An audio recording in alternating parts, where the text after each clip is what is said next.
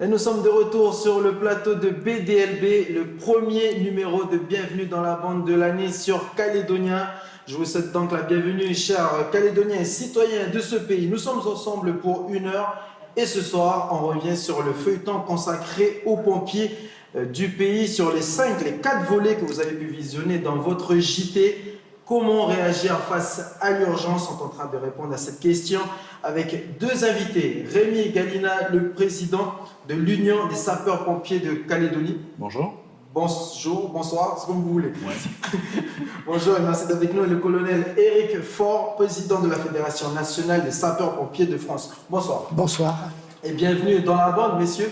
Ce soir, la bande est composée de Madame Revue de Presse. Clémence, avec toi. On verra entre autres que le métier de sapeur-pompier perd du terrain dans la catégorie des métiers de rêve. Et oui, apparemment, en tous les cas, c'est le cas à Paris.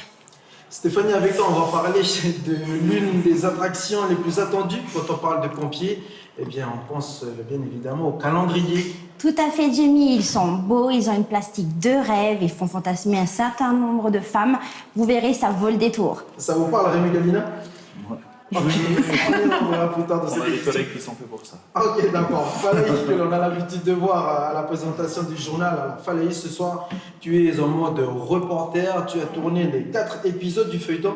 On va revenir tout au long de cette émission sur les coulisses du tournage. Première question, une réponse simple et concise. Ça s'est bien passé. Comment tu as été accueilli par les pompiers? Très mal accueilli. Très mal accueilli. Tu vas porter plainte? Non, Ok. du tout. Ça s'est très bien passé. Allez, on va commencer cet entretien et honneur à celui qui a parcouru le plus de kilomètres pour venir jusqu'ici, donc dans les locaux de Calédonia à Koné. Éric Faure, vous arrivez de France, vous étiez la semaine dernière à Tahiti, donc non seulement vous arrivez de France, mais vous avez parcouru aussi plus de la moitié du Pacifique Sud. Vous êtes ici pour une visite de courtoisie et de soutien. Et Dieu sait combien nos amis les pompiers du pays ont besoin du soutien. Alors quel premier constat faites-vous sur la situation des pompiers du pays? Notre Fédération nationale des sapeurs-pompiers de France existe depuis 1882. Elle fédère l'ensemble des sapeurs-pompiers, qu'ils soient en métropole ou dans les départements ou pays ultramarins. Donc il était normal que je me déplace, et c'est la première fois d'ailleurs qu'un président de la Fédération nationale des pompiers de France se rend dans le Pacifique. La Polynésie française il y a quelques jours, et depuis 5 jours désormais la Nouvelle-Calédonie. Le premier constat, c'est que, au-delà des territoires, au-delà des modes de fonctionnement institutionnels, au-delà des hommes et des femmes qui composent les territoires, j'ai trouvé des personnes, des hommes, des femmes, qui, comme nous, ont sur la poitrine ce même nom, sapeur-pompier, des valeurs identiques et surtout une envie de protéger et secourir la population de la même façon. Quelle est la différence? Il n'y a pas de différence. Clairement, il n'y a pas de différence puisque le mot sapeur-pompier est ancré dans leur gène. Les valeurs sont les mêmes, de la générosité, de la volonté d'aider les autres, de le faire dans un cadre collectif, parce que vous savez, je le dis souvent, un sapeur-pompier, c'est un homme ou une femme ordinaire qui, avec ses collègues, fait des choses extraordinaires. On retrouve ça également en Nouvelle-Calédonie. Éric Faure, il y a quand même des différences entre les moyens qui sont mis en œuvre en France et ici en Nouvelle-Calédonie. Est-ce que vous pouvez nous donner un exemple de différence? Un exemple très On peut parler clair. des moyens. Un exemple très clair, c'est que nous avons ici sur ce territoire des distances énormes entre les casernes. Donc, quand le territoire d'une caserne, j'étais hier à Wailou, quand on sait que pour aller d'un bout à l'autre du territoire défendu par cette caserne, il faut 2 heures de temps, ce sont des choses qu'on ne retrouve pas effectivement en métropole, mais qui sont le témoignage d'un territoire particulier qui est celui de la Nouvelle-Calédonie. Alors justement, Rémi Galina, c'est une situation que vous connaissez très bien. Est-ce qu'il y a eu des propositions qui ont été faites dans ce sens-là, justement pour lutter contre les disparités de couverture des sapeurs-pompiers du pays, ce qu'on vient d'évoquer avec Éric Faure à l'instant? Alors, doucement, ça évolue. On a la commune l'île de Oudouvéa qui a ouvert récemment son centre de secours. On a des projets qui sont plus ou moins en cours dans certaines autres communes. Mais on peut se rendre compte que les centres d'incendie et de secours, que ce soit pour protéger les administrés de chaque commune, aussi les touristes, puisqu'on a quand même une certaine activité touristique en Nouvelle-Calédonie, sont quand même fondamentaux, que ce soit pour la protection des administrés et aussi pour la protection de l'environnement et des biens. Donc, on a pu constater, par exemple, sur la saison des feux 2016, que les 3 feux majeurs qu'on a eus cette année-là ont été à Bélep, Ouégoua et l'île des Pins. 3 communes. On va y revenir sur les moyens justement et les différences qui sont mises en œuvre en France et ici en Nouvelle-Calédonie. Mais d'abord, je vous propose de regarder un extrait du feuilleton qui a été diffusé mardi dans le JT d'Élise. Donc, vite fait, la semaine dernière, vous étiez à Tahiti pour signer une convention qui concerne justement la formation de tous les citoyens aux gestes qui sauvent. Est-ce qu'ici, en Nouvelle-Calédonie, on aura la même convention? Une réponse rapide avant de retrouver l'extrait. Alors, ça n'a pas été à l'ordre du jour, mais par contre, il est sûr qu'il faudra insister sur plus de formation. Je prends un exemple, comme le disait le colonel Faure, entre certaines casernes, on a 2 heures. Donc les secours sont vraiment longs et la qualité, en cas d'accident grave, la qualité de secours ne peut pas être très très bonne. D'où la nécessité pour qu'une personne lambda puisse intervenir. Exactement. À condition qu'elle soit formée. Donc, sensibiliser les tribus, peut-être dans les établissements scolaires, sensibiliser davantage. On y travaillera dessus. Alors je vous propose de regarder cet extrait. C'est une personne lambda, donc si on va se revoir dans cet extrait. Il y a l'oreillette qui est en train de me quitter. Il reste avec moi qu'une personne qui a été justement sauvée par les premiers gestes qui ont été prodigués. Regardez cet extrait issu du feuilleton diffusé mardi dans le JT. Allez, on se réveille. Nous, on est parti pour une personne inconsciente qui respire. Nous sommes arrivés sur les lieux d'intervention. Nous confirmons donc que cette personne est bien inconsciente, qu'elle respire. D'accord, c'est un peu de temps? Ouais, d'accord. J'ai rigolé avec lui, c'est juste cette bagarre, bonne constance. Attends juste attention pour prendre la décision, mais il a vu apparemment, il est prendre lui, il était allongé, il s'est mis sur le côté parce qu'il était bien fatigué. Il a pas mal picolé quand je suis là. Attention, on transmet ça au médecin et on va voir. L'homme est physiquement imposant et en état avancé d'ébriété. Le risque ici est qu'il se réveille brusquement et réagisse violemment. C'est avec les pompiers dans l'ambulance.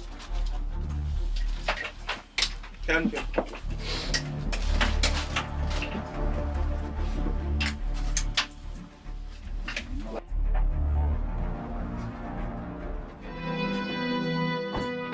L'homme restera endormi tout au long du trajet et sera évacué au Medipôle de Doumbéya sans aucun incident. C'est une bonne nouvelle, cette personne est hors de danger. Alors, Falaï, voilà, alors cet extrait, heureusement que dans cet extrait, il y a une personne qui est vite intervenue pour lui prodiguer les premiers gestes. Oui, parce qu'en fait, la personne floutée, en fait, quand les pompiers sont arrivés, une personne a mis la victime, on va dire ça, en PLS et en position latérale de sécurité. Et cette personne-là est pompier volontaire. Donc voilà, heureusement. Donc voilà, heureusement, tout le monde est passé à côté et n'a pas forcément fait. Ils ne savent pas quoi trop faire non plus. Donc d'où la nécessité, encore une fois, de peut-être faire vite avancer les choses ici au pays pour que une large partie de la population des Calédoniens puisse au moins savoir les 3 règles fondamentales à faire en cas d'accident. Donc la question d'intervenir au plus vite, c'est une problématique aussi qui concerne bien évidemment la France. On l'a vu suite aux attentats, Clémence. Oui, voilà, effectivement, ici, comme là-bas, on vient de le dire, c'est toujours la problématique du temps d'intervention. Et effectivement, souvent, on se retrouve avec des éventuels témoins qui ne savent pas trop quoi faire.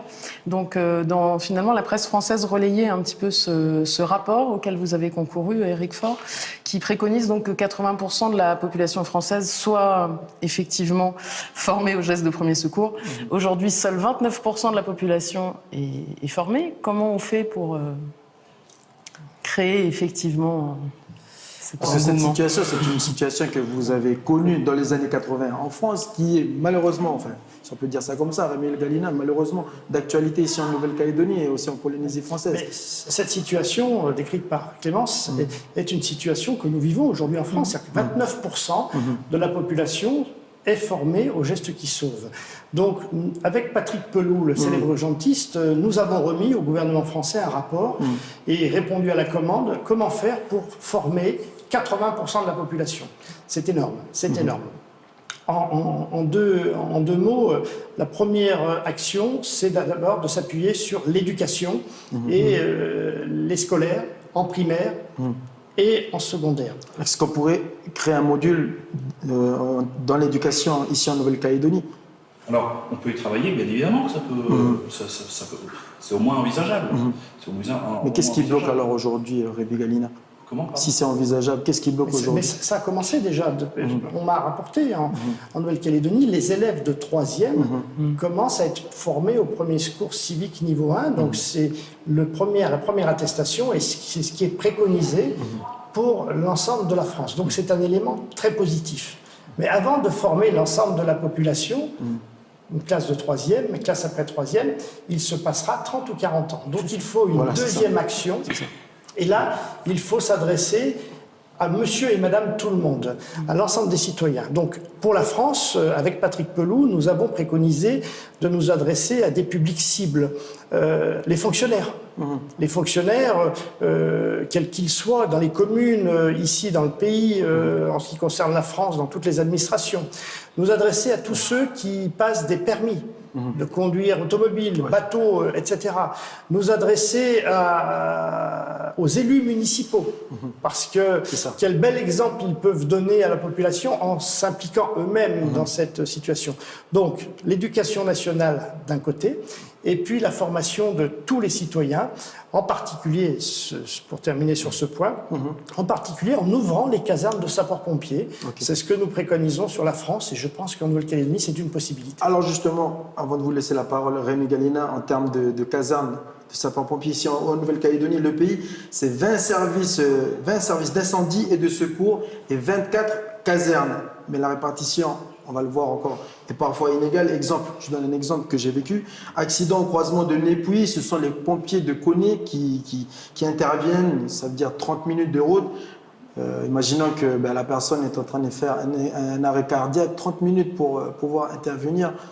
Autant dire que c'est quasiment peine perdue malheureusement pour la personne qui a fait l'accident. Donc, est-ce qu'on n'aura pas plutôt intérêt justement à former les gens pour intervenir rapidement? Encore une fois, c'est comment intervenir, c'est la problématique un peu de cette première partie en cas d'urgence. Pour compléter la partie éducation nationale que vient d'évoquer le colonel, on a avec l'Union des pompiers calédoniens et notamment le SIVM Nord commencé à sensibiliser les tribus.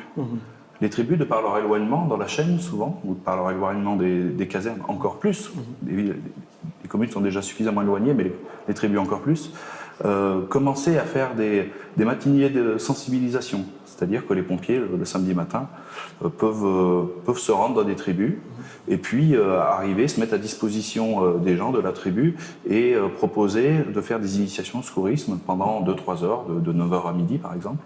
Donc ça, c'est une initiative avec l'Union des pompiers calédoniens qui a pris le SIVM Nord, les pompiers du SIVM Nord. Donc ça, c'est quand même une très bonne chose. Voilà. Donc, est-ce qu'on peut dire à l'heure actuelle qu'une bonne partie de la population, avec ce qui a déjà été entrepris en termes de formation, est apte et peut être amenée à effectuer les premiers gestes? Oui, alors, on ouvre des brèches, on fait des tests, et je pense qu'on va pouvoir continuer à développer, avec l'Union des pompiers calédoniens notamment, et le soutien de la Fédération nationale des pompiers de France, ce genre de sensibilisation au secourisme pour qu'on ait plus de secouristes pour qu'une personne lambda devienne votre collègue. Je vais en profiter aussi. Je vais en profiter aussi. On a vu dans le reportage que le jeune était alcoolisé. C'est malheureusement un fléau dans le pays. L'Union des pompiers calédoniens s'implique en participant au Conseil de sécurité routière au gouvernement. Et je voudrais dire aussi que l'Union des pompiers calédoniens, elle serait pour trouver un partenariat.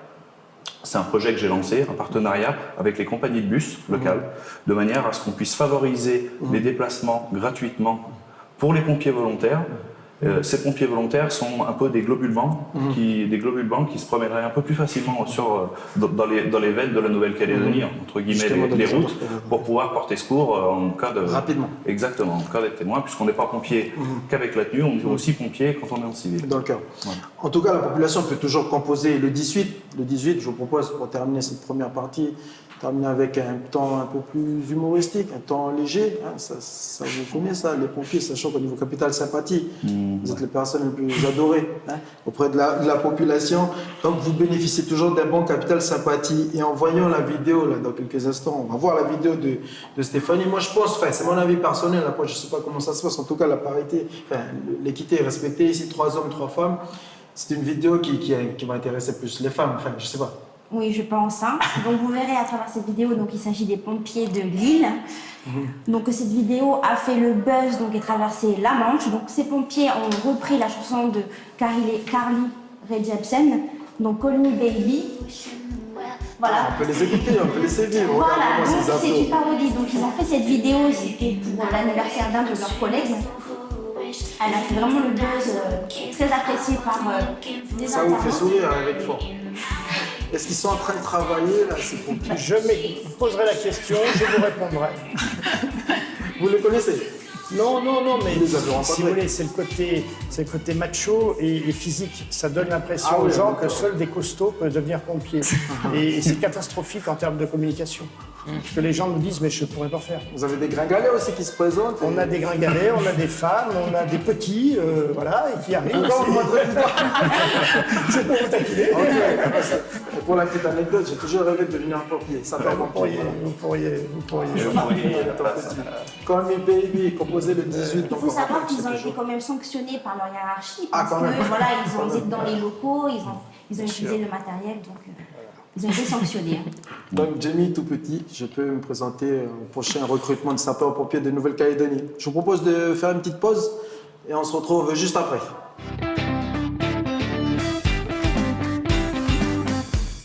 Devi sapere dove vuoi arrivare, cioè devi avere una strategia, non è che salendo vai, è fatta.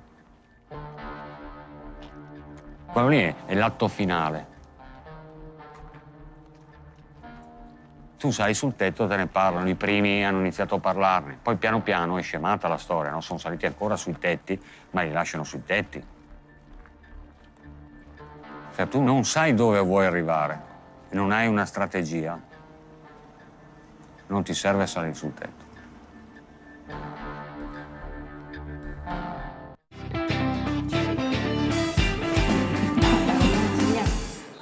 Là, vous venez de voir le nouveau générique, la petite virgule en tout cas, de Bienvenue dans la bande. Vous avez pu voir les visages donc, qui vont, au fur et à mesure des émissions que l'on va enregistrer tout au long de l'année, des visages qui vont se succéder ici sur le plateau de Bienvenue dans la bande. Donc nous sommes de retour sur le plateau. Clémence Losseran, Stéphanie Marlier et Falaï Ouedje et nos deux invités, le colonel Éric Faure, président de la Fédération nationale des sapeurs-pompiers de France, Rémi Gamina, le président de l'Union des sapeurs-pompiers de Nouvelle-Calédonie. Bienvenue encore une fois. Et puis, je tenais quand même à le rappeler que vous êtes les premiers invités de ce premier numéro. C'est quand même un événement. Hein, ça mérite des applaudissements. On va le faire parce que tu le demandes. Bon enthousiasme. Allez, comment réagir en cas d'urgence? Nous sommes dans la deuxième partie de BDLB. On va parler maintenant de la formation et du statut des pompiers. Éric Faure, est-ce que vous faites partie des discussions entre les collectivités et le gouvernement lors des décisions prises en matière déjà de formation et puis lorsque vous discutez du statut des pompiers et notamment des pompiers volontaires? Notre Fédération nationale des sapeurs-pompiers de France aujourd'hui regroupe 270 000 adhérents. Contre 652 ici? On dépend de la Fédération. 80% des pompiers de France sont adhérents. Nous avons aussi les jeunes sapeurs-pompiers et des anciens pompiers. Mais du fait de cette représentativité, je suis le principal interlocuteur du ministre de l'Intérieur français pour toutes les questions ayant trait au monde sapeurs-pompiers et notamment aux sapeurs-pompiers volontaires, en effet. Alors, est-ce que vous êtes écouté? Écoutez, nous sommes écoutés le plus souvent, je l'espère. Pas toujours, bien sûr, suivi parce qu'il y a eu de la concertation. Nous sommes toujours dans un échange que l'on souhaite gagnant-gagnant. Nous participons à de nombreux groupes de travail. Ce qui fait aussi la force de notre fédération, c'est que nous avons un maillage sur le territoire, des amicales dans chacune des casernes, des associations amicales dans chacune des casernes, des unions dans tous les départements, comme dans les territoires et pays d'outre-mer. Et puis, cette instance nationale, nous organisons des tas d'échanges avec la base, ce qui fait qu'en général, quand je parle, les autorités françaises savent que c'est pas quelque chose qui est né de mon cerveau, mais qui est l'émanation du terrain. Donc, parce que vous pesez lourd en termes d'adhérents. Ici, l'Union des sapeurs-pompiers de Nouvelle-Calédonie, c'est 652 membres. Est-ce que vous pesez lourd, comme Eric Faure, lors des discussions? Alors, on a toute légitimité à représenter notre corporation de sapeurs-pompiers. Maintenant, c'est vrai que, je vous le disais tout à l'heure, de par notre présence au gouvernement pour la sécurité routière, dans d'autres choses, mais on aimerait être plus impliqué et plus considéré dans certaines autres choses, notamment pour la lutte contre les incendies. Puisque, en tant que représentant des pompiers calédoniens, c'est vrai qu'on n'a pas souvent notre mot à dire. Et là, ça serait bien qu'il y ait un peu plus de considération, que les tours de table soient plus souvent agrémentés de l'Union des pompiers calédoniens. Donc c'est aussi un appel que je fais aux institutions en passant dans votre émission. Donc à mon niveau, on peut faire beaucoup mieux. Alors, je propose que l'on regarde un extrait de sapeurs-pompiers qui sont devenus sapeurs-pompiers par accident, entre guillemets. Bon, je pense que Falaï ne sera pas d'accord avec moi du fait que je dise que le caporal-chef Mathieu Pradel est devenu pompier par accident. Regardez cet extrait.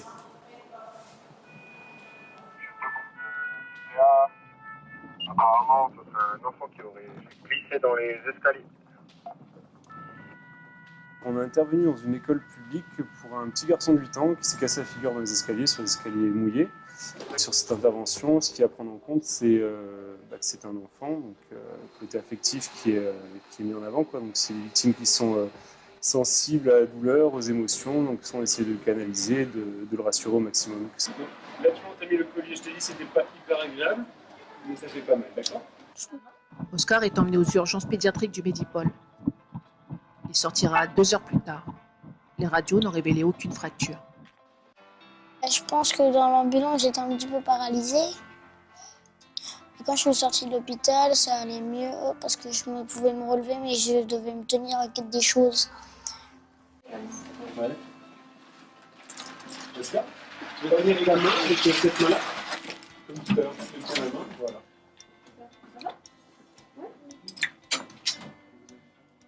Alors, le métier de sapeur-pompier, moi, j'ai jamais rêvé gamin d'être sapeur-pompier. C'est venu vraiment sur le tard. J'ai été victime d'un accident avec une prise en charge qui a été plus ou moins bonne à l'époque. Et à la suite de 3 mois de convalescence, en gros, je suis rentré à la caserne de Païta à l'origine par le biais d'un ami. Et en fait, je me suis rendu compte que ce travail-là, c'était plein de valeurs et que l'idée même du boulot, c'était de se lever le matin pour aller filer un coup de main. Donc ça m'a plu de suite énormément et j'ai tout mis en œuvre en gros pour en faire mon métier par la suite. Voilà, un sujet qui vous a encore fait réagir ici, Eric Faure et Rémi Galina. Comment vous êtes devenu pompier? J'étais dans un village où il n'y avait aucun France, pompier. Où il y avait des pompiers. Et à l'âge de 17 ans et demi, j'ai rencontré les pompiers et j'ai voulu aider dans mon village. Donc je suis devenu pompier volontaire avant de devenir 8 ans plus tard officier de sapeur-pompier professionnel, mais tout bêtement, en voyant les pompiers, en voulant aider dans mon village. Et pour ma part, la même chose comme le colonel. Donc moi, le 1er septembre 1994, l'âge de 16 ans, l'âge minimum pour devenir sapeur-pompier volontaire. Donc j'ai souscrit aussi en métropole un engagement de sapeur-pompier volontaire. Et maintenant, depuis presque 15 ans sur le Caillou. Alors, juste un petit mot sur le statut de pompier volontaire. Qu'en est-il ici en Nouvelle-Calédonie, Rémi Galina? Alors, le statut de pompier Pas volontaire... moins de 400 pompiers volontaires? Pardon? Pas moins de 400 pompiers volontaires ici en Nouvelle-Calédonie? Un peu plus. Pas loin de 500 pompiers volontaires et un peu plus d'une centaine de professionnels, aux alentours de 120 pompiers professionnels. Donc le statut des sapeurs-pompiers volontaires a été mis en place en 2004. une révision des statuts de sapeurs-pompiers avait été envisagée en 2015, a essayé de se mettre en place en 2016, mais ça n'a pas fonctionné. Donc je pense que ça fait aussi partie des dossiers qu'on va réactiver prochainement pour pouvoir faire valoir à sa juste valeur notre corporation. Sachant que dans les reportages que tu as tournés, il y avait à chaque fois, lors des interventions, des pompiers volontaires. Oui, à chaque fois. Par exemple, avec l'intervention pour le petit enfant, là, Mathieu Pradel est donc le chef d'agré. Et l'équipe, toute l'équipe à côté, c'est justement que des pompiers volontaires. Et tout au long de l'immersion, en fait, j'avais dans chaque véhicule pratiquement un seul pro et des pompiers volontaires. Mais sur le terrain, on fait aucune différence. Ils encourent les mêmes risques et c'est vraiment... Nos statistiques calédoniennes, c'est-à-dire on a 75% de pompiers volontaires et 25% de pompiers professionnels. Je pense que le colonel peut... Écoutez, en France, 2 heures d'intervention sur 3 sont effectuées par des pompiers volontaires.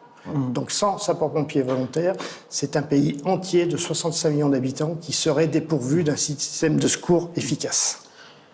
On arrive maintenant à peut-être un sujet sensible, pompiers, métier à risque ou pas? Oui, forcément, avec Stéphanie Marlier. Donc en fait, je vous propose qu'on découvre 3 petites vidéos. Vous verrez donc des pompiers qui sont en pleine action, mais malheureusement, ces derniers sont victimes de chutes ou autres. Mais je vous rassure, tous ces pompiers vont bien. Donc regardez. Qui se réveille, voit l'usine de café brûlé. Il n'y a pas de C'est un entraînement glisse de l'échelle. Bon, vous voyez que leurs collègues sont solidaires. Des pompiers qui sauvent des pompiers. Ça vous fait réagir? Une petite histoire là-dessus? Stéphanie l'a précisé, ce sont des exercices d'information. D'accord, donc c'est fait. Et là, est-ce que c'est de l'exercice? C'est un pompier russe. Non, il va sauver une petite fille et il va se faire assommer par de la neige. Bon, on le voit pas, mais son collègue est venu à... Plus de peur que de mal. Voilà, plus de peur que de mal. Cela témoigne qu'effectivement, c'est un métier à risque. Et la caractéristique de notre intervention, c'est que contrairement à beaucoup de métiers, nous ne pouvons pas préparer l'intervention minute par minute. Nous pouvons anticiper sur quelques grands gestes, quelques grands principes, mais malheureusement, la catastrophe peut arriver à tout instant. Sur un incendie, on peut avoir ce qu'on appelle des phénomènes thermiques, donc un embrasement généralisé éclair qui, en quelques secondes, va transformer une situation qui paraissait banale en une situation critique. Nous pouvons avoir, et Rémi en a été victime il y a une douzaine d'années, un pompier fauché par une voiture. Nous pouvons avoir des sapeurs-pompiers qui vont se trouver dans une atmosphère toxique sur des risques d'intervention face à des risques technologiques. Donc, on ne peut pas appréhender à l'avance. On peut s'y préparer, mais on ne sait pas ce qu'on va trouver. Chers amis, je vous propose que l'on fasse une courte pause. On se retrouve juste après pour la 3e et dernière partie.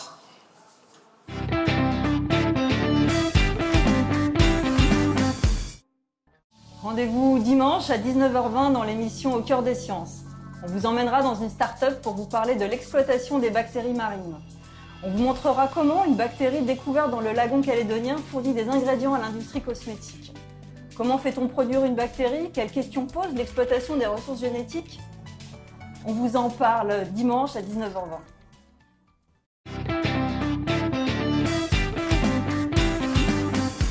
Nous sommes de retour dans Bienvenue dans la bande pour la 3e et dernière partie de cette émission. Donc bienvenue à tous ceux qui viennent de nous rejoindre. Clémence Losran, Stéphanie Marlier, Falaï Ouedro en ce qui concerne la bande et nos 2 invités, Falaï Ouedjo, pardon, en ce qui concerne nos 2 invités, le colonel Éric Faure, président de la Fédération nationale des sapeurs-pompiers de France, et Rémi Galina, le président de l'Union des sapeurs-pompiers du pays. Clémence, il y a le feu chez les pompiers, c'est le cas de le dire, ça te fait sourire, merci, ça prouve que ma vanne a marché. Est-ce qu'il reste le métier de rêve auprès des enfants, Clémence? Maman, plus tard, je voudrais devenir pompier, reste quand même effectivement un grand classique dans bon nombre de familles. Ceci dit, à Paris, la situation commence à être un petit peu plus compliquée, puisqu'apparemment les 800 postes qui étaient prévus l'an dernier ont un petit peu de mal à être pourvus, et de 200 000 volontaires en 2000, ils sont passés à 192 en 2013. Alors, est-ce que c'est une problématique qui se pose ici au pays ou pas du tout, le recrutement et notamment de volontaires? Alors, Je pense que ce n'est pas un problème. Je pense que c'est une volonté politique. Et je pense qu'en France, c'est un peu la même chose. C'est-à-dire que je ne pense pas qu'il y ait moins de gens qui veulent devenir pompiers. Il y a toujours autant de Français ou de Calédoniens qui veulent s'impliquer pour faire un don de soi vers la population. Maintenant, je pense que le colonel complétera mes propos, qu'en Nouvelle-Calédonie, on pourrait recruter plus de sapeurs-pompiers. Il faudrait simplement que les communes décident d'en embaucher plus. Voilà. Il y a un travail qui doit être effectué auprès des maires. Une sensibilisation, ça représente un budget, même que ce soit des pompiers volontaires, ça représente un budget, que ce soit pour la formation, que ce soit pour les équipements, que ce soit aussi pour les vacations qui vont avec. Et donc, les maires peuvent être réticents à embaucher davantage de sapeurs-pompiers volontaires. Rapidement, une réaction, Éric Faure. Écoutez, vous êtes en Nouvelle-Calédonie en train de mettre en place un nouveau système. Le transfert de compétences entre l'État et le gouvernement est récent. La direction de la sécurité et de la sécurité civile et de la gestion des risques est toute nouvelle, 3 ans seulement, et il y a cette articulation qui doit être créée entre cet organisme gouvernemental et les communes pour le développement de la sécurité civile, du secours d'urgence et de la protection des populations, un domaine où les sapeurs-pompiers sont les plus nombreux en tant qu'acteurs. Est-ce que, parler des problèmes auxquels vous êtes confrontés avant de passer à Stéphanie, les problèmes où vous êtes confrontés, l'un des problèmes, c'est l'incivilité des Calédoniens. Je ne sais pas si on a le temps de pouvoir regarder cet extrait, mais en tout cas, on n'a pas le temps. Ok, on a le temps. Regardez cet extrait. On va très vite rendre cette intervention dangereuse.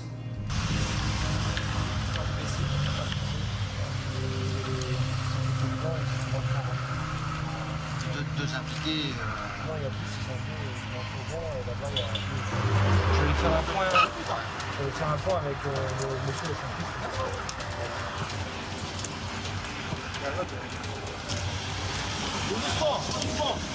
Le véhicule accidenté est dans une zone très dangereuse. Il se trouve dans un virage. De plus, nous sommes samedi matin et l'endroit est réputé pour ses fins de soirée arrosées. Les pompiers doivent en plus sécuriser les lieux pour éviter le suraccident. Malgré tous les dispositifs de sécurité mis en place, certains automobilistes ne ralentissent toujours pas. Doucement, madame. Oh doucement, voyez pas d'un accident.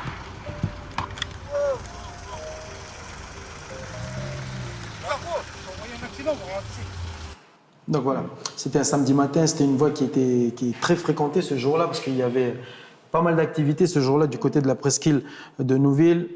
Vous avez été fauché par un véhicule en plein exercice, en plein ces images, je ne me rappelle pas de bon souvenir, effectivement, puisque un peu dans les mêmes conditions, c'est-à-dire on a pu constater que les pompiers font leur métier correctement.